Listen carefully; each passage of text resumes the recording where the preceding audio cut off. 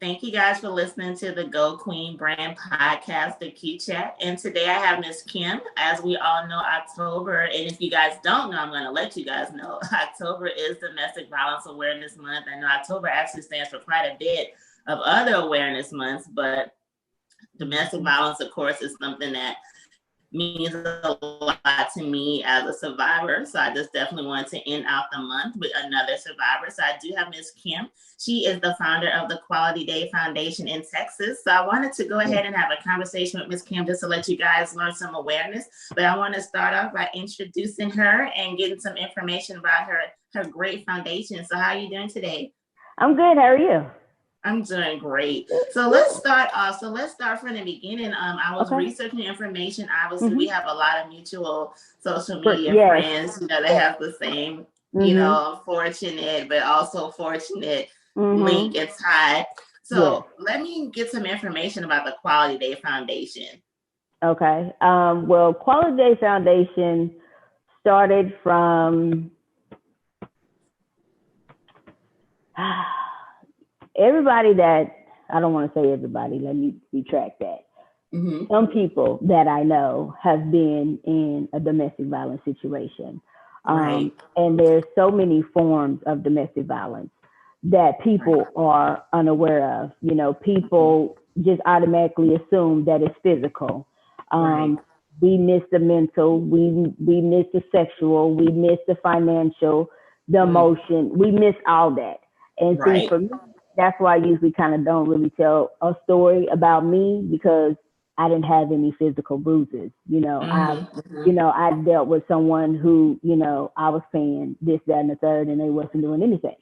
Right. So, once you start getting into figuring out what exactly domestic violence is, then Right. that's when you look at yourself and then you do a self evaluation of, I think I was in a domestic violence situation. And then not knowing just because, well, he never put his hands on me. So since he never put his hands on me, it wasn't a domestic violence situation. So we have Mm-hmm. to, recognize, what those signs are.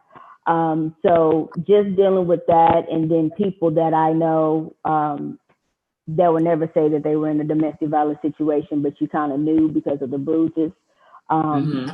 and that's one thing that I'm trying to change with Quality Day Foundation is we need to change the narrative, Yes. especially in the Black community, because everything is what happens at home stays at home, and Mm. that's where it needs to change. Because I was raised in that era of what happens at home stays at home, but it doesn't need to Right. stay at because abuse happens at home, and then Yes. it turns into this cycle of this is what I saw, so this is what I think is normal, so then this is what we do, which is that's unhealthy. So Right. it just kind of started from friends, family, being in that situation. And I've actually called a couple of shelters. I've only been in Dallas for like 3 years. Okay. But I called a couple of shelters to help out someone and to find out that, one, this is before the pandemic, but Mm-hmm. the shelters were full. Mm. Uh, if you have a child that is, I want to say 15 or 16, they had to be separated from the parent. That was Wow. like strike number two. And Right. then being told that she made too much money. Mm. What my finances have to do with me being abused? It has Right. nothing to do with it. Right. So just dealing with, talking to these different organizations out here, just know that we need more facilities. We need, you know, more resources for people. So that's kind of Mm-hmm. where, Quality Day Foundation came from because that's what we're trying to do. And that's where the whole funding comes in at because Yeah. some grants I don't want because I don't want you to tell me what I can and can't do. Right. Right. Because Right. I don't want to turn down this young lady because she makes 30,000 or more. I don't want to Right. turn down, this young man because he has a son that's 15 years old. So they have Right. to be separated because I can take care of him, but I can't take care of the child. And the child Right. has to be treated like a man in over here in the, over here with the homeless men. Which No, is that's more abuse. yes. So yeah, that's why I'm like, we're gonna do things just a little bit different. Mm-hmm. And, and that's why I'm noticing with me is, trying to get to that next level, it's kind of stopping some things because, all these rules and regulations, and I don't like rules and regulations. So, Right. yeah. So that's Well, kind of I'm what. glad. Go ahead. I'm I'm sorry. glad that you broke down the different elements of abuse. Because that's something that I've always said too. Like, I think, and it's just, I think people don't understand, like, it's not always physical. Okay. Just like I was on a panel with Aaron, from Aaron's Nest, maybe a month ago. And I mentioned if someone were to ask me to recall some of the physical incidents that happened between me and my past abusers, yeah, I could tell you if I really went in my mental Rolodex. Right. But if you ask me, okay, tell me some of the emotional abuse, some of the terrible things that was said to you, I can start recalling stuff within seconds. Because as I've told people, and I will never, ever, ever diminish physical abuse, obviously, but I think people just truly are not educated as far as what domestic violence even is. Right. Okay, it is physical, obviously, but it is emotional, it is financial, it is sexual, it is mental, it's so many different levels. I've pretty much experienced all of the above from just one person. Even the financial part, people don't understand what financial abuse even is. If you, and that's one thing that ties into, the famous question, well, why she stayed with him? Or why it took her that long to leave? Okay, you are in a situation where you already feel threatened. And then on top of that, that person has all this financial control. Then throw in for some women, children. Yeah, I mean, it is what it is. And then another element too to abuse that I feel no one wants to talk about. Not everybody's family and friends is just sitting there with the door open saying, yeah, we gonna help you. They a lot of them like, okay, well, you know what, you shouldn't have gotten in this situation, and we don't want to deal with it. Or then too, there is the will of abuse where you do tend to go back, but a lot of times, I know me personally in my situation, sometimes you go back because you just left this abuser and now you got to go deal with your family that has put you down and treated you like you just made the dumbest decision ever. And I know me personally, a lot of times I was like, I'd rather deal with him, than deal with y'all. So, it puts you in a corner.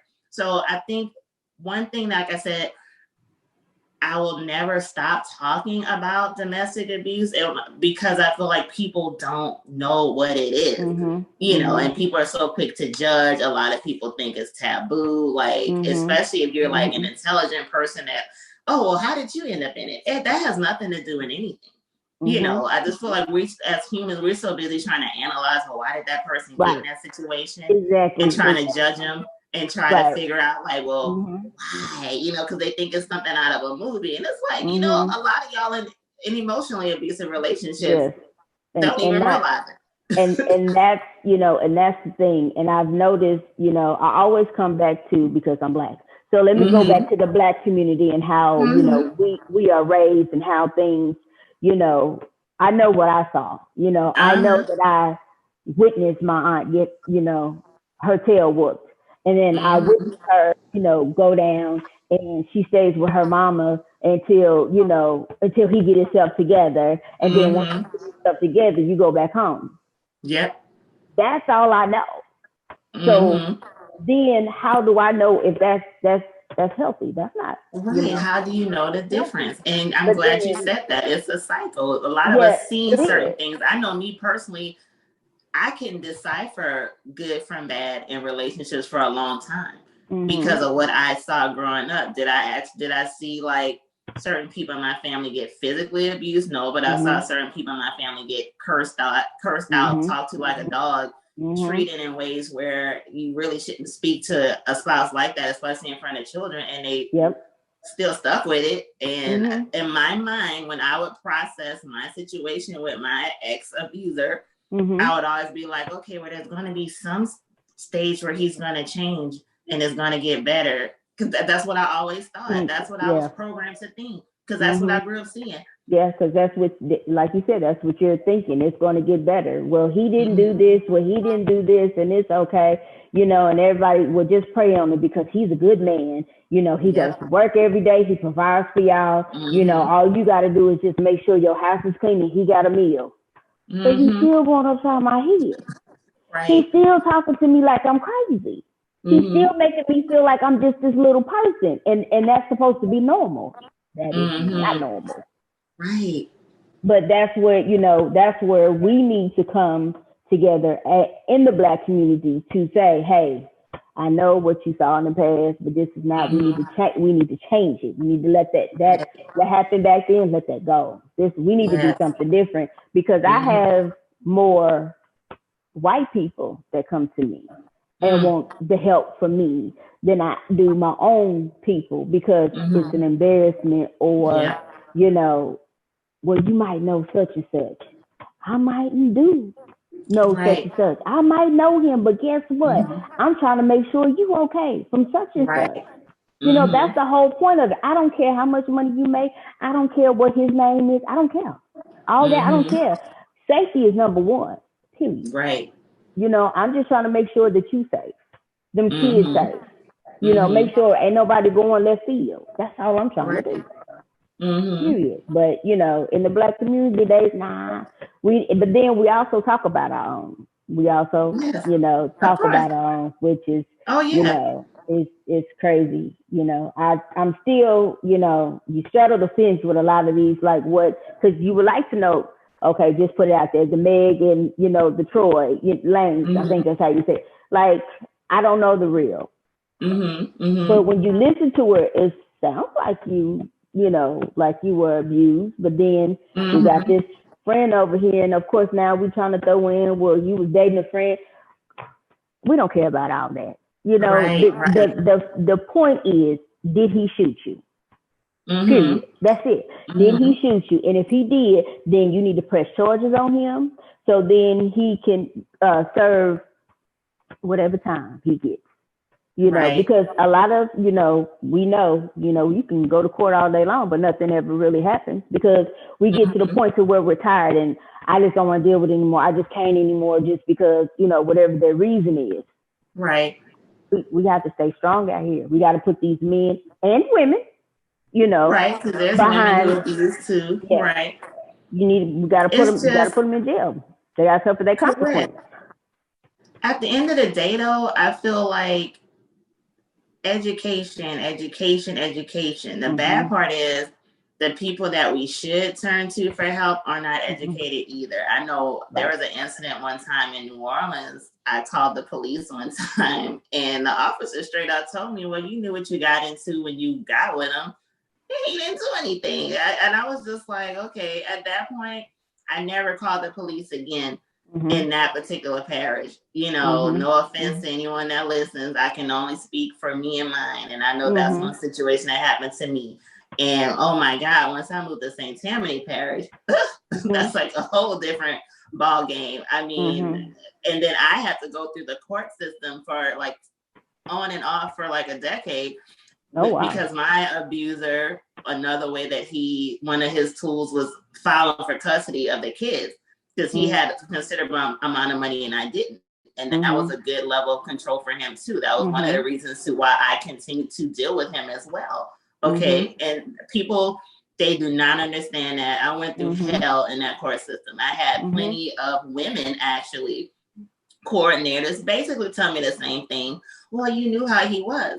It's just like, no one has this big thing on their chest when you meet them saying, yeah, here's on my, like an ingredient box saying, okay, I got 5 ounces of narcissism, 10 ounces of violence, 20 ounces of, mental issues. Like, give me a break, but I just feel like if only more people were true advocates and if the thing that amazes me, I feel like the court system and like the police, everything, they don't have enough advocates like yourself or myself or Aaron. They don't work well enough with them to kind of get a clearer picture because it's like, how can you even service a domestic violence? And I don't like to use the word victim. How can you service a person in that situation if you don't have any research. If that's like a doctor can't treat me if he's never been to medical school. So Exactly. it's just, Exactly. it's a lack of That's, education. it is, and it's a lot of that. Like Mm-hmm. it's a because I work in a hospital and I worked in the emergency room and watching, people come in and they tell you the story and then at the time I was just, registering you, making sure you had, insurance. And then, because I'm in there with the nurses in there, I'm in there with the doctors in there, and how they sitting up here talking to these people, and I'm just like, oh Lord, Right. okay. If y'all only understood what it is and what it looks like, y'all wouldn't be treating her like that. And you wouldn't be talking to her like that. You wouldn't. Well, people are drug seekers, or she just needs some attention. Do you see the gash in her head? Do you think she caused it on her own? I mean, don't get me wrong. We know there's people out here that will do that to themselves just because they need that attention. Right. But if she's sitting up here telling you a story, I need for you to listen to her story and have some compassion, some empathy. Right. Compassion. Yeah. It's like everybody's overworked and underpaid, so they don't care. Right. Which is sad, and it's like an assembly line. They see so many of the same thing, they get jaded. And don't get me wrong, I get it. You don't want to bring it home. I used to work for the Head Start system a few years ago, and I know I got to the point where I would absorb some of the stories that I would get from the parents, and I would bring it home mentally. So I get that part where you gotta have some level of a disconnect, but when you start losing your compassion, that's when like you really in the wrong field, because that's part of the job. It is part of the job, but they don't right. At all. So it's very frustrating because I was talking to a lady last night who I'm not for sure where she's from, because she made a comment under my post and she was just like, she's been trying to get into talk to the people in the Senate and the representatives and stuff like that because, she's left her abuser. But of course, she's not making that much money. So she's not in a good part of town. Right. But thankfully, when everything was filed for her, she said that she went and got her license to carry. I recommend anybody, just because if he pull up on you, you have to be mentally able to pull that trigger. Even though I don't want to kill nobody, but it's gonna be my life or yours. And if he's coming for you, he's trying to take yours. So you need to defend yourself. And she was saying how she's been trying to talk to these people and they're not listening. They don't care. And I'm like, so what is it that we need to do? Because I ride with you. What is it that we need to do? Because we need to change some things in the legislature. We got to. We do. We need more people that's on our side that believe in, that this really is something that happens. When you look at October and everybody wants to talk about breast cancer, not trying to take away from that at all. Right. Everybody wear the repeat. But can I get you to talk about domestic violence, please? In one of your little segments, just one time. Don't put it as in a news where this person died from it. No, tell a story. Do something, bring some awareness, do something.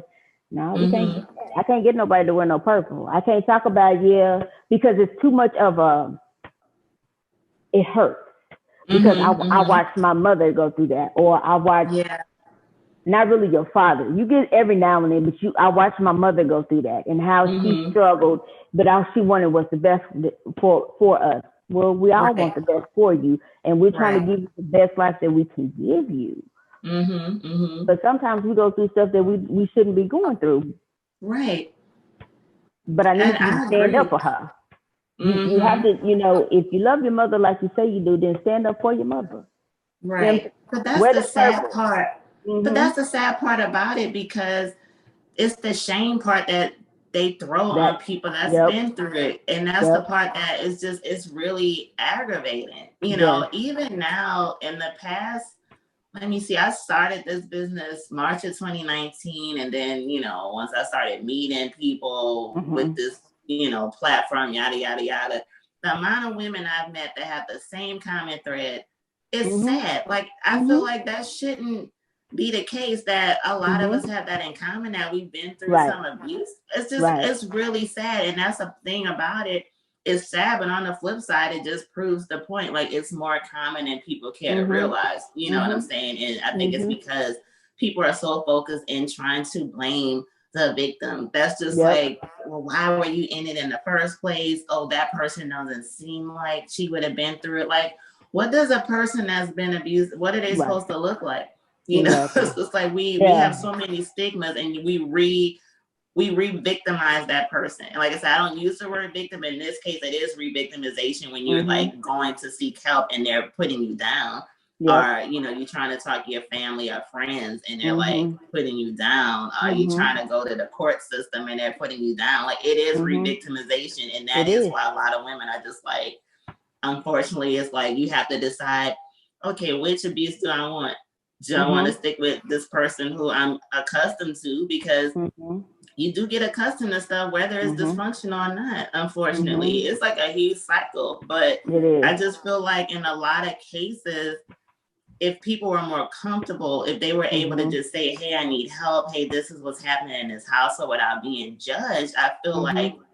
it would be easier for people to leave those situations. And I think Mm-hmm. that's the part that no one wants to admit. It's not Mm-hmm. easy to go because they don't have the help that they need. Or just Mm-hmm. like you just said, now you have a foundation, but then the hierarchies are like, Mm-hmm. oh, well, this is what it's going to take to get the funding to have it. It's just like, what is the problem? You Mm-hmm. know, like, what is the Right. problem in just taking this more seriously to help Exactly. people? Yep. And that's the crazy part. I don't that's why I struggle with. Like, I just don't understand. We all know that it happens because it's all in the newspaper. It doesn't matter what city, state you in, what country you in, it's happening. Right. And it's a news Mm-hmm. article somewhere about it. So And my thing is, in our actuality, if you've seen it in your house, from your mother, from your father, from somebody. So it's out here. The thing with that is stand Right. up with it. Stand. Let's all stand together. You know what I'm saying? You help Right. me, I help you. This is how it works. We have to stand together to speak Right. up for the people that didn't make it, to Mm-hmm. stand with us. So that's Right. what we need to do. Right. But when y'all figure that out, just call me. Right.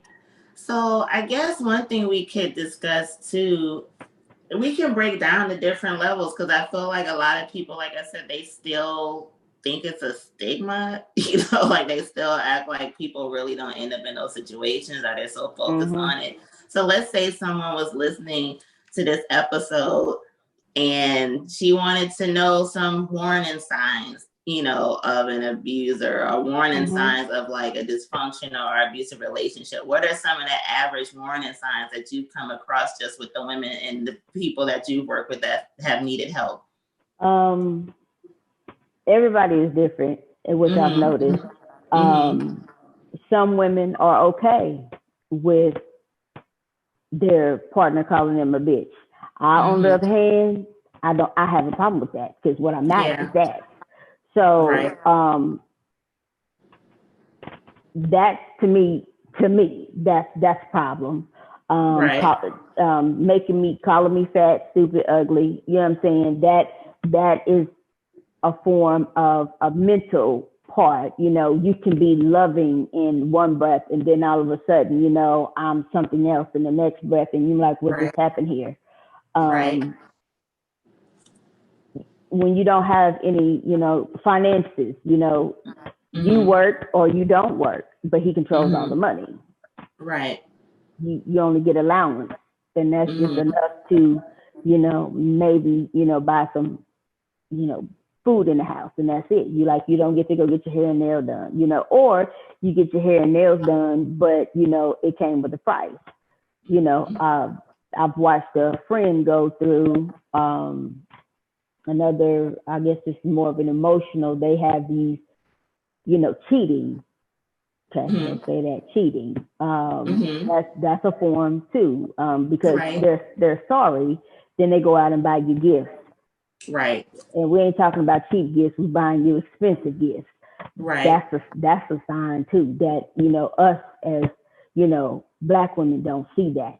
You know, well, he goes to work, he does this, and he takes care of this, and he talks to you and treats you like shit. Period. Right. So you know that in itself is a problem too.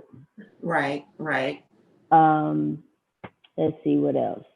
You know, internet dating. You know, you need to make sure that you know you're actually talking to the person. You know, I wouldn't say meet as just meet. You know, have you know conversations, but look and make sure that you're actually talking to the person in the picture is the same person that you're seeing.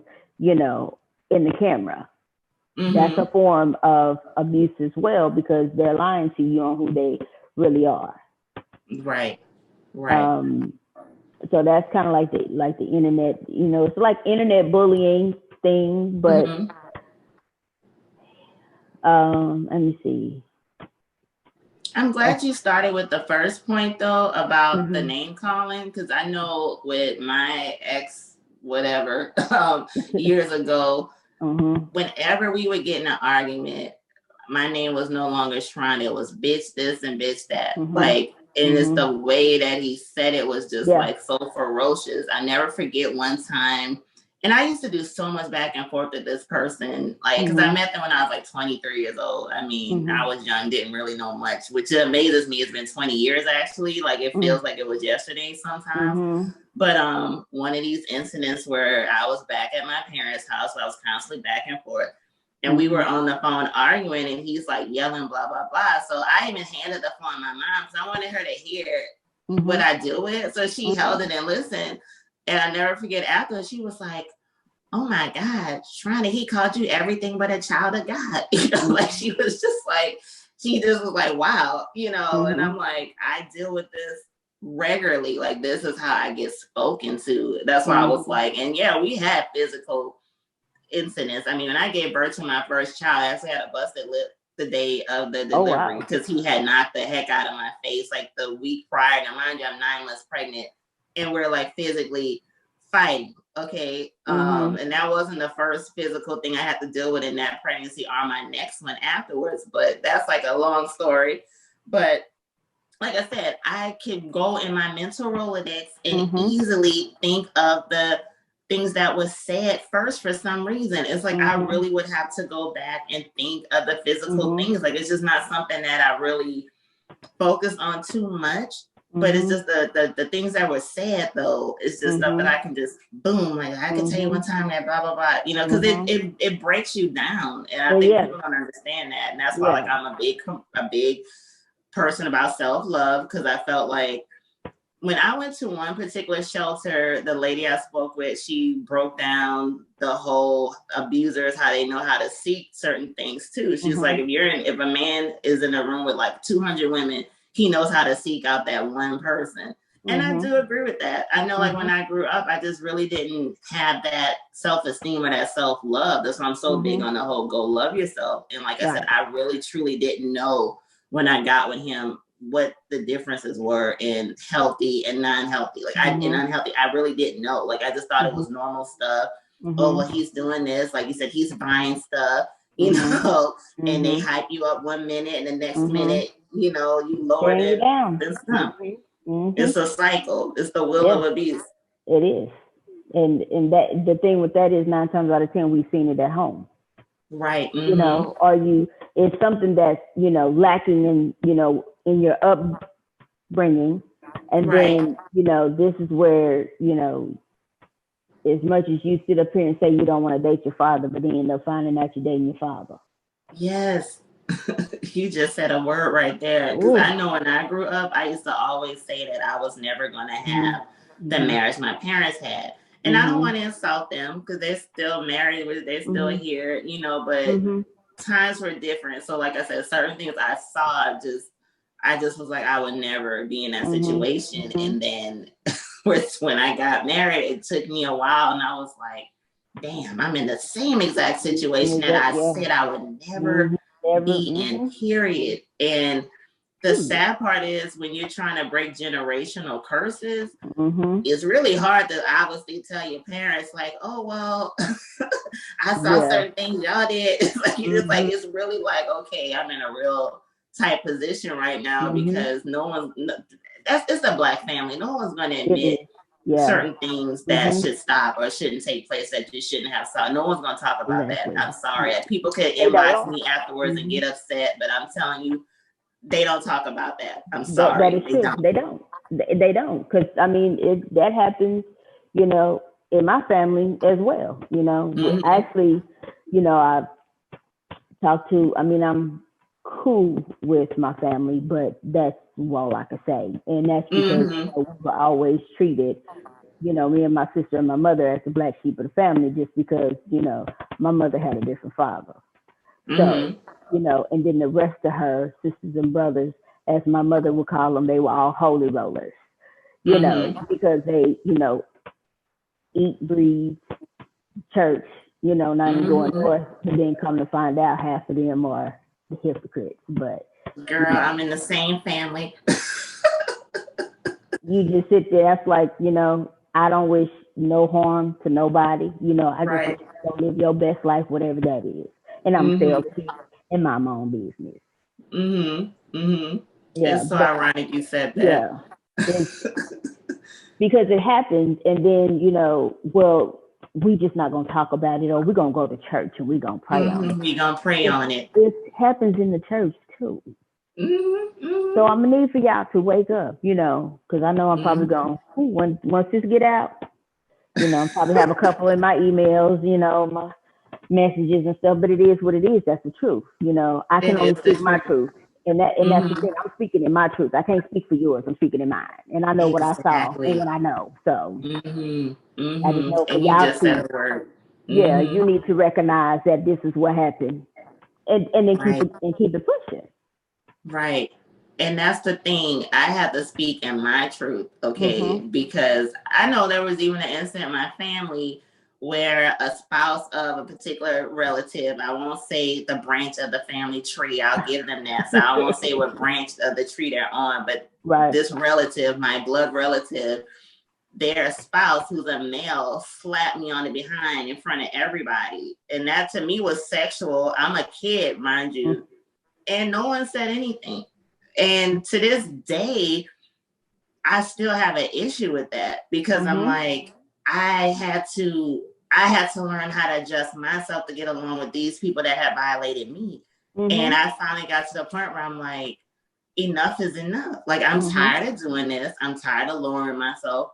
I'm Mhm. tired of not valuing myself just Mhm. for the sake of somebody else. I'm not Mhm. going to do that. And of Mhm. course, I'm like the pariah because I spoke up. And I'm like, Yeah. well, I guess Yeah. I'm just be in my own Yep. circle at this point because Yep. I can't do it anymore. And it's just like, Mhm. in order for me to get past everything. Like I said, when you've been abused, and like I said, the physical part, I feel like, okay, if you hit me, I got a bruise, the bruise Mhm. gonna heal. It I heals, can and see it then in we're the gonna move mirror, I can on. identify it, I could treat it literally. But Mhm. if you scar me mentally or Mentally. Mhm. emotionally, I can't really look in that mirror and identify it. I don't really Mhm. know until I realize, Right. maybe even years later, oh God, it's coming out on how I interact with people. It's coming out on how I get easily offended or easily startled or easily feel like I Mhm. gotta hold barriers up. And then it's like, okay, now I get it. So for Mhm. me, I'm like, in order for me to have my healthy life, I gotta live in my truth. I don't care Mhm. who my truth offends. You Mhm. go, like you said, you go that way, but I'm gonna be on mine because Mhm. that's the thing that, which I want to talk about next. When you go through that stuff, there is the mental part. Like, once Mhm. you leave and once Mhm. you're really finally gone, that's Mhm. when I really feel for people that's been through it. Because I went through, when I finally was done, Mhm. I had to go through another level of stuff. Like I said, he got Mhm. me custody wise with the kids because I was not coming back. So it's like, okay, Mhm. I got another thing. So I had to deal with that. And I had no one that I felt like really empathize as far as my family or whatever. I lost a Mhm. lot of friends during that situation. Well, they weren't really Mhm. friends, but I lost a lot of people because I was just like, I'm going through all of this, and people just act like it's nothing, or like I'm getting Mhm. blamed for the fact that I Mhm. shouldn't have been with him. So it's the emotional part you got to deal with Mhm. next, the mental part, the Mhm. depression, the anxiety. Yep. Yep. And All of in it. order to have that healthy life, you have to. And I feel like people that's been through it feel like we rock differently. Like we don't really Mhm. we don't really roll with everybody. I just feel like it's just different because we have to really kind of have a barrier up. And some of it may not necessarily be justified, possibly, but I feel like when you are used to fighting, you know, and I don't mean physically fighting, but used to defending yourself when you're in that battleground, it makes you slightly paranoid against people, or it makes you question, well, is this person really out for good for me? Like, do they really value me? Like, you know, you make new friends, it's like, should I really talk to this person? You know, guy, and we don't even want to get to the dating part. Like, okay, every little thing, like, okay, because you missed red flags previously. I know with me now, when I meet people, I'm like, he could sneeze, and I gotta analyze how he sneezed, because I'm like, wait a minute, you know, let me make sure he wiped his nose right, because I don't want, you know, no one wants to get in those same situations. So, like, I know, like, you have the invisible woman portion, and I know also you said, in addition to being an advocate for domestic violence, you're also an advocate for mental health awareness. So what's your take just on the mental portion, healing that way? That actually takes a while. That's, you know, of course everybody wants it to happen overnight, but it doesn't, you know, because like you were saying, the physical, we can see the bruise, and it's eventually going to heal, and it's going to go away. But that mental, when they've gotten inside your head, you have to try to figure out how to get them out your head. And it could be, you know, we're done now, but you're still in my head, because then you're looking at yourself, trying to figure out, well, did I do this right or wrong? You know, and because you're unsure. Because you've been told you're doing it wrong, but then when you look at it, I was doing it right. But then it's this constant battle with ourselves and trying to figure it out on our own. And then sometimes, you know, looking for someone to see, am I tripping or not? I don't think I'm tripping. I think, you know, I'm really, this is what's really happening. And I think, you know, whatever the situation may be, it honestly, it takes a while. There's nothing that happens overnight, you know, and it's like death. Everybody grieves different. You know, it's just, you know, however long it takes you to heal, not from them to heal, for how you to heal. Because sometimes it could be something that could trigger you. And then when it triggers you, you're back to that point again. And then you have to go back and trying to, okay, we got past that. Now we have to go back through the steps, or whatever steps you took, to try to get out of that. Yes. Which sometimes I still feel like I still be going through it.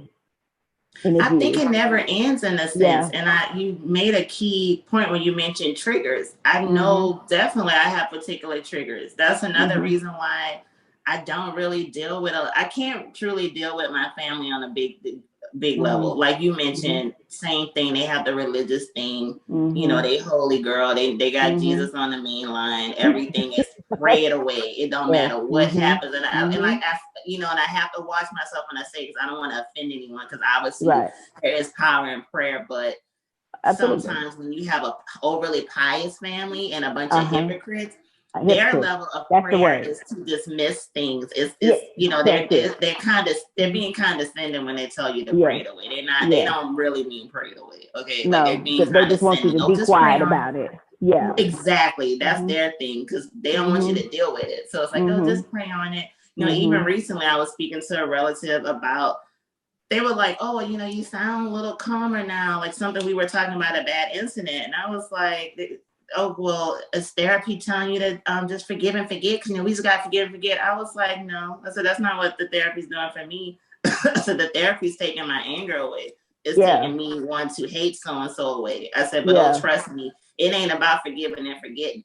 It's like, I can forgive. I said, that's something I'm working on. I said, but forgetting, that's not going to happen. And I said, that's not what therapy is about. It's not to forget anything, you know, which it shows you how to work through it. That's what it does. Exactly. And it's so sad when you can't really have that conversation, you know, with people. That's why I had to get to a point in my life where I was like, that apology that I think I deserve, it's not. You're not gonna get. Right. And if you do get it, it's gonna be half-assed, and it just exactly. I had to accept that literally this year. Because the coronavirus for me, I know some people was like, oh, I got closer with blah, blah, blah. No, for me, the coronavirus actually had me like, okay, this is some negative people that I need to really stop talking to now, because I see how easily my life can end tomorrow, and I don't want to hold on to these things. So I literally had to accept this year at 43 years old. And like I said, my abuse, I met that abuse at 23. So it's been 20 years. Certain things that happened in my family happened way prior to that. So we're talking probably 30 years plus. But at 43, yeah, it was still eating at me. Okay. And I was like, I deserve better. So I was like, I had to accept I'm not getting that apology. Like, it's not going to happen. You know, I had to learn, like, that it's okay to forgive somebody, but I don't have to be near them. And that's another thing. When you have that overly pious family, their levels of forgiveness mean to still accept things from people. I never forget when my ex-spouse had threw all the stuff out for me. My kids was kicking us out the home. He had done that. That was one of his things. He would change the locks a lot in front of us, okay, and throw us out. Like, that was his thing. But this one time, he literally starts throwing the stuff out. We lived in a 2-story house. I have pictures. You can see, like, our stuff on the roof of the house. And I never forget, my particular relative, like I said, I won't say the branch on the tree that they're in, but they were like, well, you should go back, you know, probably next week or so, because a lot of people go through stuff. And I was like, wow. You know?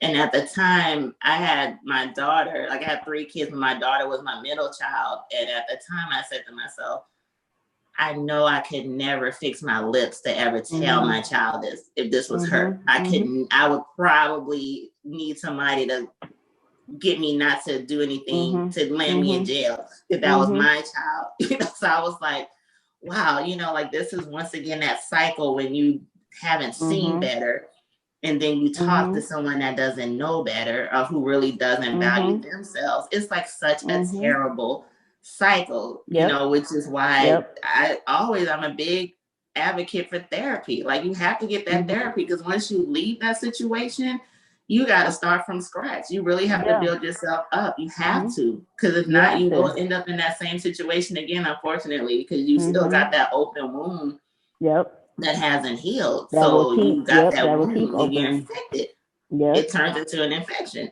And I've actually had that conversation, like you were saying, with that family member. So, you know, my comeback was, so you must have been abused, and that's why you don't talk about it. And when I said that, you can just see the color go away. And of course, you have no comeback.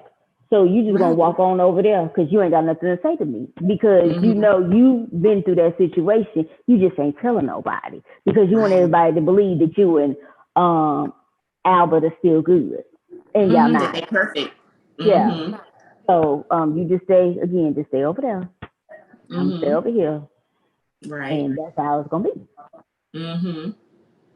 Which is sad. It is. I try not.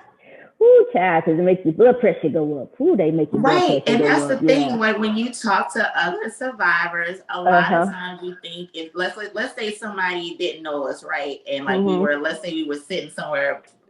Let's put Corona out the equation. Let's say we were sitting in a store or something, or eating dinner, me and you were talking, and somebody walked by and listened. They would think it's the same person. It's like, I had so many people, women that I've met just in the past year. We all have some similar, like, you know, from the survivors have some type of similar story. And unfortunately, a lot of times, and I'm not saying every woman that's been in an abusive relationship comes from a dysfunctional family. There are some that actually come from healthy families, and they just happen to end up in that. So I don't want people to think, you know, in case someone listens and like, well, my family healthy. You know, it's not, you know, I don't want people to think that's always a common thing. But a lot of people that I've talked to, they have some level of abuse that they've witnessed, or some level of dysfunction, or something has happened to them as a child, and it's just sitting there like a gaping wound that was never healed. So that's just, you know. I say 90%. I always say 90%. It's always that small percentage, or that 10% that hasn't, you know, doesn't know what dysfunctional, but 90% of the world has been in some type of dysfunctional, from, you know, their parents, watching their mom being abused or their father being abused or them being abused or them knowing somebody that's been abused. You know, I would say it's roughly about, and this is just me just saying it, 90%. Because even though people want to say, nah, ain't nothing ever happened to me, you just gonna keep that lie going, huh? Right. Okay. Right. Yeah. And that's why it just, it goes back to what I always tell people, you got to have that self-love. And I try to not be facetious when I tell people that, oh, well, go love yourself. Because I also don't want people to think that's like, oh, well, you know, you've been through a bunch of stuff, so just make sure you love yourself by Tuesday. No, that's not what I mean. You know? Right. Put in the work, you know, because you are worth it. And I know so many people have tried to make you feel like you wasn't enough, but don't let that enemy have you where they want you to be. Like you owe it to yourself to get past all those people that hurt you. And like and like I said, I say it from personal experience. It was not an overnight situation at all. Like I said, at 43, I still have to do a tune-up. You know what I'm saying? And keep myself in the right spirit. You know, I just recently started seeing a therapist again. I want to say maybe in June or July, because just too many things were going on, triggers, like you said, with my family that triggered, okay, it's the same people who didn't value me or didn't want to listen or just treated me like, you know, I just was nothing. I'm like, I can't continue to deal with this. You know, like this is beneath me. And the beauty was I got to the point where you know something's beneath you, but when you're going through stuff, you don't think it's beneath you. You think that's what you deserve. Right. You know, you think you're not enough. You think, what did I do wrong? So that's what you're taught, that, you know, this is okay. You know, a little dysfunction is okay, but it's not though, because it messes with you mentally, you know, and it, you know, mentally can make you sick. So, and it's not healthy. And people need to understand that it's not healthy. You know, I've been to a counselor myself off and on. But I've gotten to the point to where, I don't want to say that I don't like people, but I've gotten to that point to where I'm like, if you bring no value to my life, you gotta go. I'm older than you. I'm 45. I'm about to be 46. So I even had to say that to my sister, and it struck a nerve. But I need for you to understand, I don't care if where you are, who you are. If you bring no value to me, then there's no point of us even, you know, being any type of friendship, relationship, anything. I wish you well in all your endeavors, and you have a quality day. And I feel you, and I've said that so many times. And like I tell people, my cutoff game is amazing. You know, because, and it's not to be mean, but I got to look out for myself from now on. Like I said, just when I had to kind of adjust myself for these family members that had violated me in front of everybody, like it was nothing. And when I brought it up to somebody, well, I didn't see it, so that's on you. You know, you got to deal with it, because I didn't see it when that person was right in the room. It's like, okay, whatever, you know, so I don't care anymore. You know, it got to the point where I'm like, the only person I am responsible for literally is me.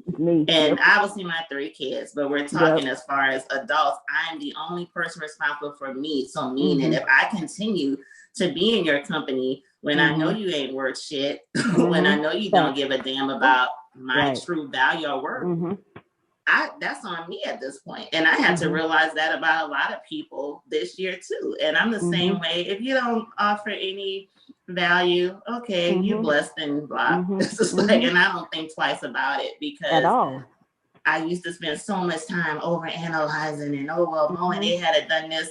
Life too short for that. You know, I wish I had that type of time, but I don't. So I just like to just bless and block them at this point, because it's healthy for me. You know, and that's how I am. Some people will drain you, you know, and that's another, I think that's another element of when you've been through some level of abuse, because you go through a particular stage and you think, you know, well, maybe if I had done this, you know, this wouldn't have happened. So you start getting this phase where you think you can fix things, or maybe fix people, or if you be extra nice to so and so, they'll treat you kindly. No, they won't. You know, like, it doesn't matter. Like, they won't see your worth unless they truly are people that's worth being in your life. So I'm the same way. Like, and I like, you know, I can't necessarily, I won't necessarily say I don't like people, but I'm sure there's a lot of people that will say about me, oh, she don't F with a lot of people. I don't. You know, I really don't. Right. My circle is very small. I really don't F with a lot of people. And I don't think that, I know that's not a secret. I don't F with a lot of family. I don't F with a lot of people in general because I just, my energy is like, for me at this point, I've had too many people rob me or try to rob me of my joy. So it's like, you know what, I got to do is happy and healthy for me. I don't care who you are. If you're not going to, I actually said this to a guy actually I was dealing with, and I told him from the beginning, if you're not gonna make deposits, I'm gonna tell you right now, if I feel like you're doing withdrawals and no deposits, it's not gonna work because those days for me are over. Exactly. I totally agree with that. I don't have time. I just don't. I just don't. So I don't. So right. Everybody's looking at, but you, I'm fine. If I got to do it myself, I'm fine. I rely on nobody but me. So if it don't get done, that's the only person I'm following is me. Right. And that's where that self-love comes when, you know, and like I said, sometimes we got to go through a whole journey to get to that stage to realize that you're worth it. But once again, that's that conditioning as a child where you're told, oh, well, you know, you got to get along with so-and-so, even though they did X, Y, Z to you. Oh, well, you can't just not talk to so-and-so, or God don't want that. Because, you know, like I said, we all got the families that think they know God so much, but it's like, why? And I actually brought this up in an episode that I did a few weeks ago about self-love. I broke down the whole components, and I mentioned, why is it that we will tell the person that's been offended how to get along with the offender, but no one ever pulls that offender aside and say, hey, why did you do so-and-so? No one ever addresses the offender ever because it's too much work. So no one wants to do that. It is. That because that's the same thing with the, you know, the abuse. You know, why talk to me? Talk to them. Ask them why they thought it was okay for them to put their hands on me. Why? You know, why they thought it was okay for them to cuss me out because of something that I'm standing up for myself and you disagree with. We can agree to disagree. You don't have to put your hands on me. You don't have to cuss me out because you agree. We can agree to disagree. But, you know, that's control. They want to control, you know, everything about it. And then when they feel like they losing control, then, you know, that's when the other side used to come out. Exactly. So for people that are listening, how can people who are listening, how can they help? What would you like to say for listeners, you know, like in any way? How would you like people to just simply help the Quality Day Foundation or to help women that are going through this? How can they help? Two ways you can help. Well, we're doing the campaign for the Invisible Woman for the month of October is bringing awareness to breast and domestic violence because, you know, I've had people, you know, that have breast cancer and actually dealt with domestic violence. So you can definitely give on there, or you can, so like your money is being used if you buy a bracelet. So I've partnered with Bead the Purpose on Instagram. And what she does is she makes these beads. They're sterling silver beads. You can put letters on them if you like, so you can customize it any way you want to. And then the money comes back. So you buy an item, the money comes back to Quality Day Foundation, and we also give a bracelet to a survivor as well. Okay. And also for people listening, tell them all your contact information, how they can find you. And if you have like 2 seconds, if you could, I was running my mouth. I want you to also tell people about the Invisible Woman project that you have going on. Okay, so the Invisible Woman is right now, I think the story is about Juliana, who is a breast cancer, actually was going through chemo when that's not a real name, just FYI, that's not a real name.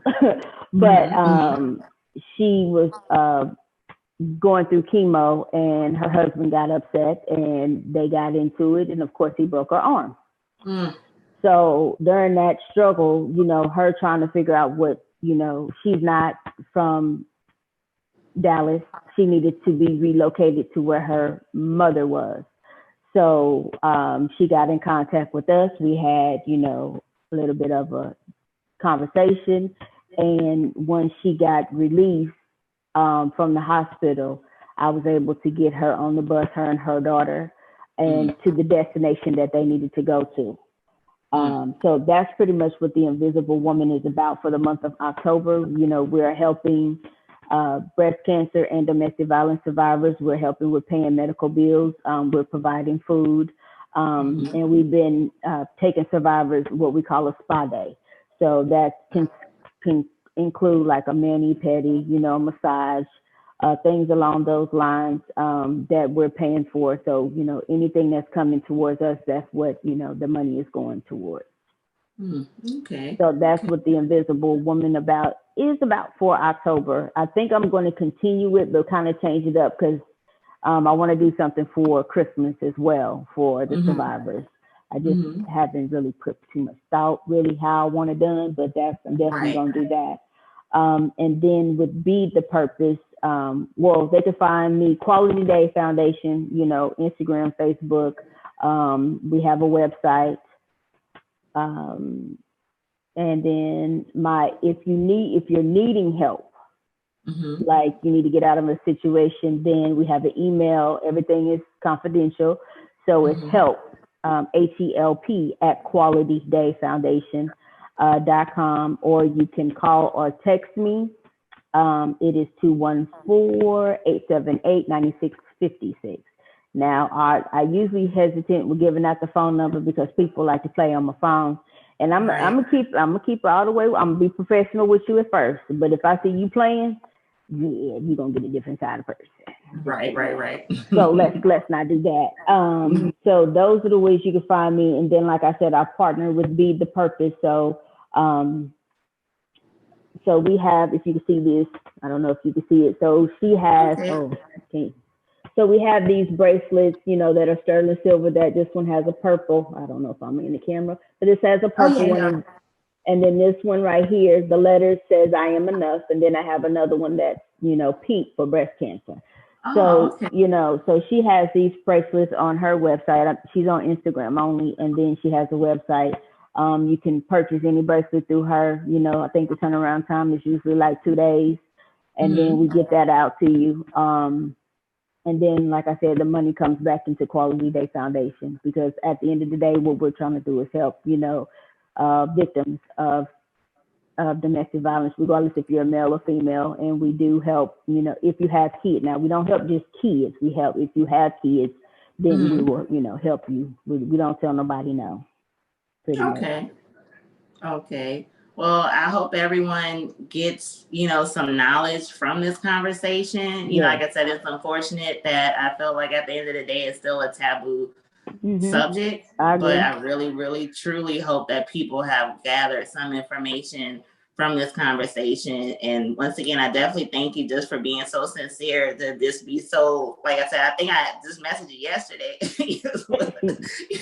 Yes. I really appreciate it, no problem.